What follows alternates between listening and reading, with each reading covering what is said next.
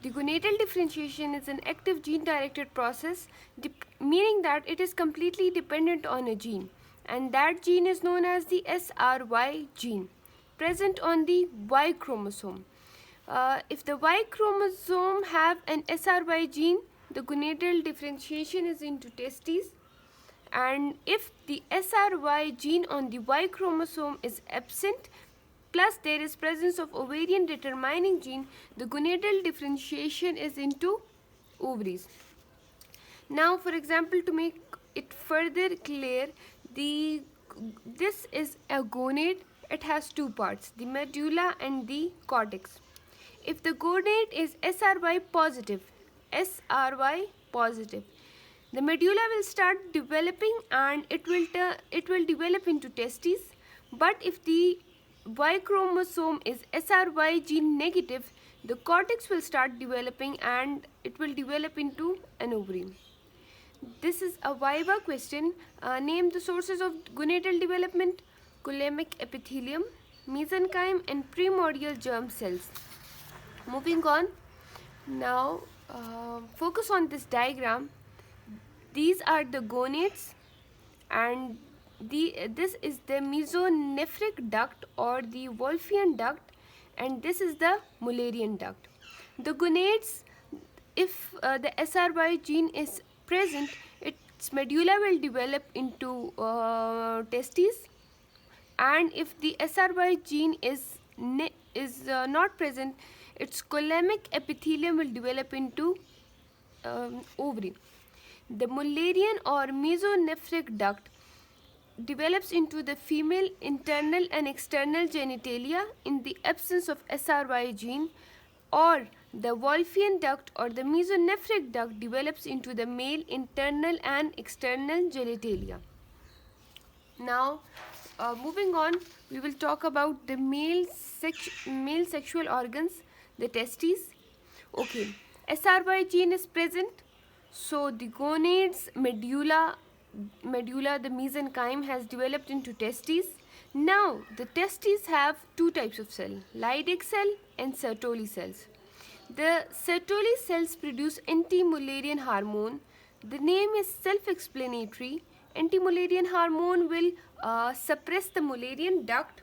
Okay, the anti-Mullerian hormone produced by the Sertoli cell suppresses Mullerian duct and therefore suppresses formation of female genitalia. So, one function of the testes Sertoli cell is to suppress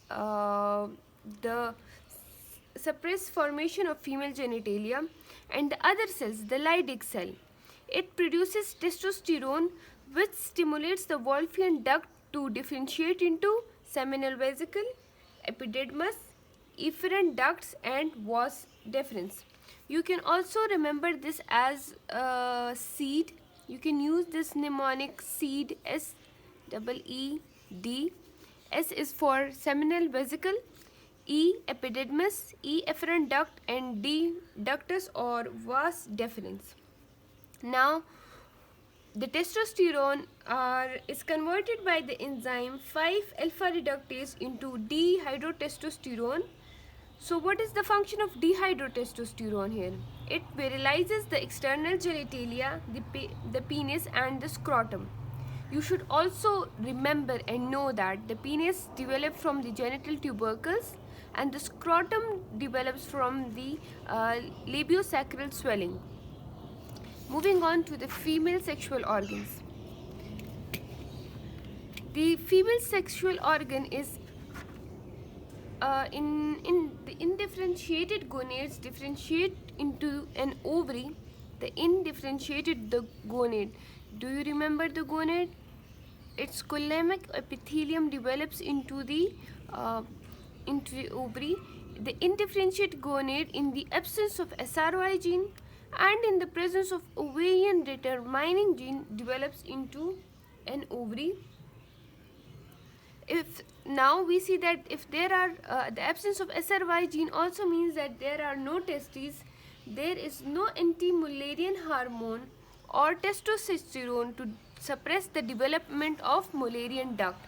Mullerian duct is the duct which I have shown previously, this is the Mullerian duct, which develops into the female internal and external genitalia.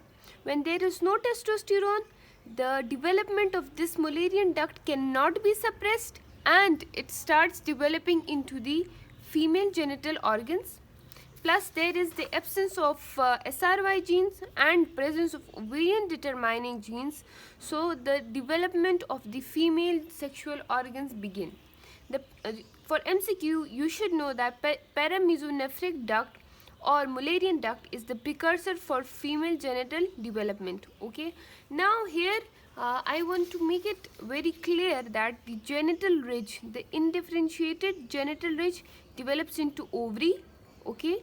You should note that the genital ridge, the one I showed previously, it develops into ovary, but the Mullerian or paramesonephric duct, the Mullerian, you can see in this diagram as well, this is the genital ridge or the gonadal ridge. It develops into ovary, and this is the Mullerian duct. This Mullerian duct or paramesonephric duct develops into fallopian tube, uterus, cervix and upper 1/5 of the vagina. This can be asked in your Viva question, or it can also come in an MCQ. Now consider this diagram. This is the Mullerian duct, both sides. This is the gonadal ridge developing into ovary, and this is the Mullerian tubercle. The Mullerian duct has 3 parts. First 2 parts make the fallopian tube, and the third part canalizes after fusion to form uterus, cervix, upper 1/5 of vagina. This is the upper unfused part. The two upper unfused parts develops into the fallopian tube, and the lower third part canalizes after fusion to form the uterus, the cervix and the upper 1/5 of vagina. What about the Mullerian tubercle? From the Mullerian tubercle, the urogenital sinus extends upward to form the vaginal plate, which develops the suprahymenal portion of vagina. So these points should be very clear to you, that the gonadal ridge develops into ovary, the Mullerian or paramesonephric duct, that it develops into the fallopian tube, the uterus, the cervix and upper 1/5 of the vagina. This can come in your MCQs, and maybe they can be asked in your Viva as well. Now what about the primitive ovary? The primitive ovary contains the primordial follicles. Each primordial follicle contains oocyte, granulosa cells, basement membrane and theca cells, the outermost cells. The oocyte with a primordial follicle is arrested at prophase of first mitotic division. Okay, it remains arrested at the prophase until it undergoes atresia or meiotic process prior to ovulation begins. So at 20 weeks of gestation we have 6 to 7 million. At birth 1 to 2 million, at menarche 300,000 to 400,000, and at menopause none. So the process of maturation stops. These values can be important for your MCQs, and primordial follicles form throughout your life once they have finished. External genitalia. Now you may remember that primitive cloaca is divided by transverse septum into 2 portions, the anterior urogenital portion and the posterior rectal portion. We would be considering the anterior urogenital portion. Primitive cloaca, external genitalia develops from the primitive cloaca. That's one point to remember.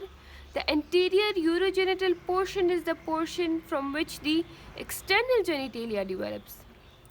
In the